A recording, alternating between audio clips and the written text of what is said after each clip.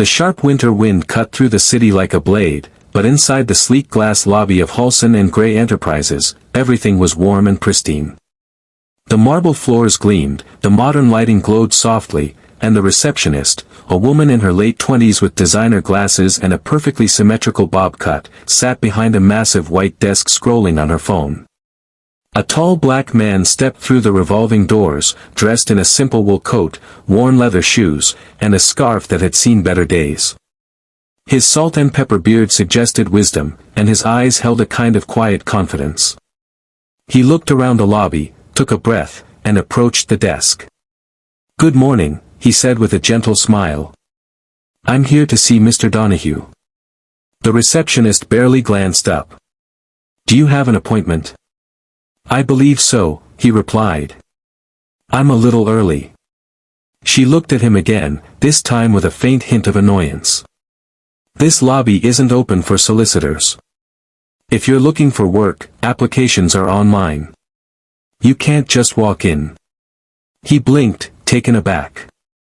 "I'm not here to solicit anything." "Sir," she said more firmly. "You need to leave. Security is right there." Across the lobby, a guard stood watching, uncertain.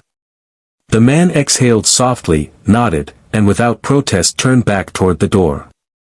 The receptionist didn't notice the way the security guard's eyes widened when he recognized the man. She didn't notice the man pull out a phone, send one message, and quietly walk away into the morning chill. 35 minutes later, the building's internal system buzzed with an announcement: "All department heads to the top floor conference room, immediately." Whispers followed the message like ripples in a pond. Something big was happening. Upstairs, in a conference room that overlooked the skyline, 20 executives took their seats, murmuring. The receptionist, too, had been summoned, her face pale and uncertain. Then, the door opened. The man from the lobby walked in. Silence fell. He moved to the head of the table, unbuttoned his coat, and looked around. "Good morning. I'm Harold Kingsley. You may know me as the founder and CEO of Kingsley Holdings.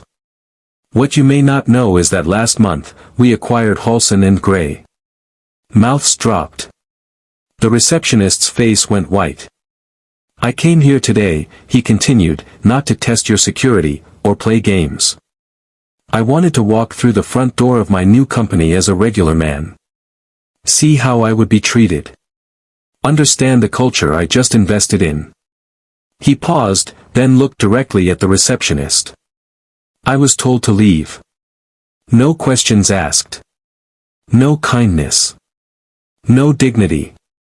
That moment told me more about this company than any financial report ever could."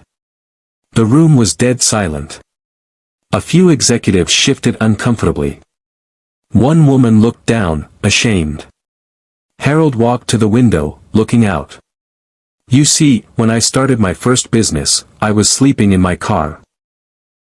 I was invisible to the world. I've been dismissed, underestimated, and overlooked more times than I can count. So when I built Kingsley Holdings, I promised myself, no one who walked through our doors would feel small." He turned back to the room. "I'm shutting this place down. Not the business, but the culture. The leadership. The systems that made it acceptable to judge a man by his shoes and skin before his story." A stunned silence followed. "I believe in second chances," he said, softening. "So every employee will be re-evaluated. Those who choose empathy over ego, inclusion over image, they'll have a place in the new company we're building. And that includes the woman at the front desk." The receptionist looked up, startled. "You made a mistake," he said. "But we all do. The question is, are you willing to grow from it?" Tears welled in her eyes. She nodded, unable to speak. Harold smiled gently. "Then let's begin again." What followed over the next weeks was a transformation. Departments were restructured. A culture of mentorship replaced one of silent competition. Diversity wasn't a buzzword, it became a priority. Harold spent time on every floor, not in a corner office, but at eye level. He learned names, stories, dreams. The receptionist, her name was Angela, was offered training, and soon promoted to team support, helping others with onboarding and inclusivity.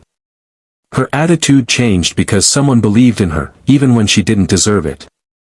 One day, months later, a young man came into the lobby. Nervous, hoodie pulled tight, resume in hand. He asked Angela if he could speak to someone about a job. She smiled, stood up, and said, "Of course. Come with me." Harold watched from the balcony above, pride glowing in his chest. A single moment of compassion had become a movement. He didn't need to punish people to teach them. He needed to show them a better way. And so, what began with a cold reception became a warm revolution. Because real power isn't in the corner office. It's in how we treat people when we think no one's watching. And sometimes, the most profound changes start with a simple act of kindness. Harold never spoke of that day again. But everyone remembered. And that was enough. Here's your emotional and inspiring short story, based on the title, Black CEO Told to Get Out by Receptionist. Minutes later he closes the entire company down. It's heartfelt, rich in character and transformation, and structured for a powerful 20 to 25-minute spoken narration. Let me know if you'd like it adapted for audio or stage performance.